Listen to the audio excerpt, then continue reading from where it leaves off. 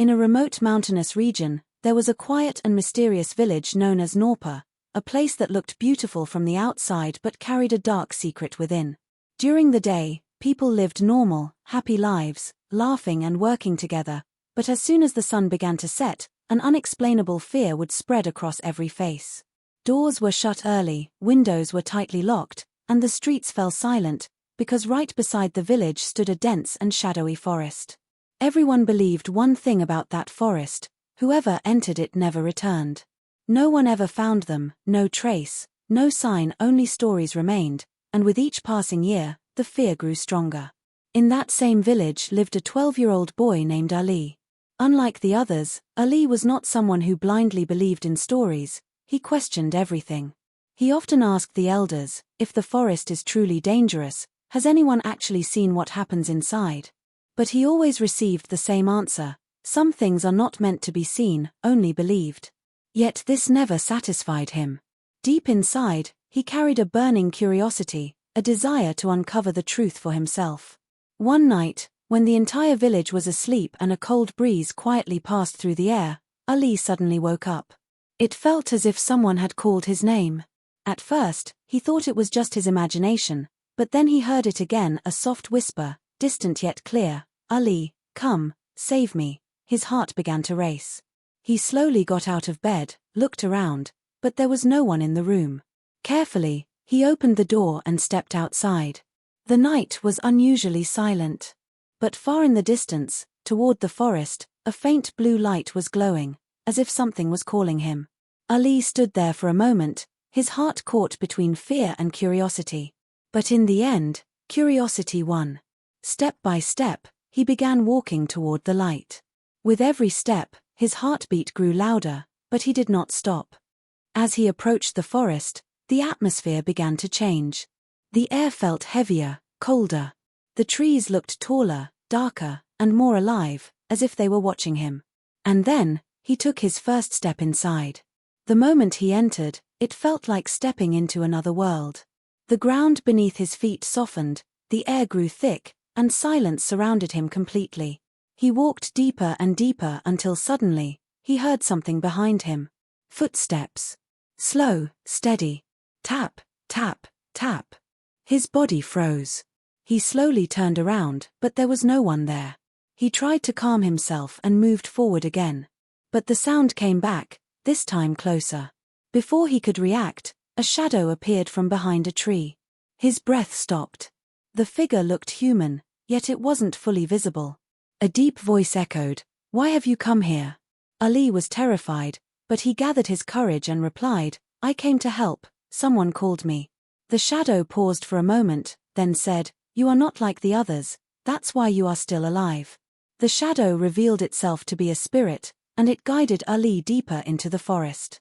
Along the way, Ali saw strange and disturbing sights: tree roots twisted out of the ground as if trying to grab something, faint glowing lights floating in the air, and an overwhelming presence that made everything feel alive.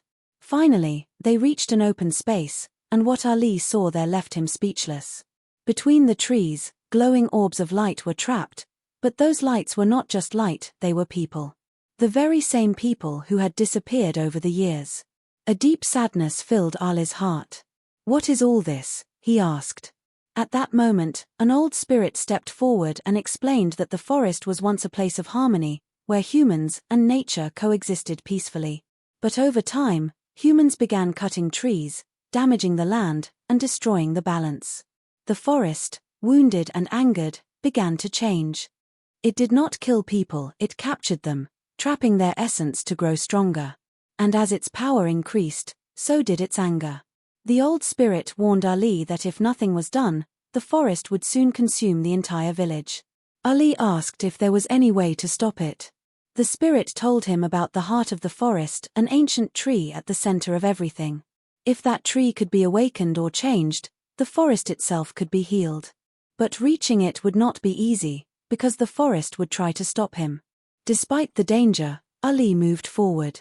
As he approached the ancient tree, the ground began to shake violently. The wind roared, branches twisted and moved as if alive, trying to block his path. But Ali did not stop. Finally, he stood before the massive tree. It was enormous, ancient, and powerful beyond imagination. Its roots stretched deep into the earth, and a strange energy pulsed around it. Then, a powerful voice echoed all around him, "You are human, why should we trust you?" Ali closed his eyes, his heart pounding, but he chose to speak the truth. "Yes, we made mistakes. We harmed nature. But not all of us are the same. Give me a chance, and I will make things right." His voice carried sincerity, something deeper than words. For a moment, everything went silent. Time itself seemed to stop. Then suddenly, a blinding light burst from the tree. The ground trembled, and waves of energy spread across the forest. One by one, the trapped souls were released. The darkness began to fade, replaced by a soft, warm glow. The forest was changing. The next morning, the village of Norpa witnessed something unbelievable. The people who had been missing for years had returned. Families reunited, tears of joy filled the air, and for the first time in years, the fear began to disappear. Ali stood quietly, watching everything. When he told the villagers what had happened, this time, no one doubted him. From that day on, everything changed. The villagers began to respect nature, planting trees, protecting the forest, and living in harmony with their surroundings. And the forest that was once feared became a symbol of life and peace. As for Ali, he was no longer just a curious boy. He had become a symbol of courage, truth, and hope. His story was told for generations not as a tale of fear, but as a reminder that nature is never our enemy, we make it one. And if we choose to protect it, it will always give us life, peace, and a future.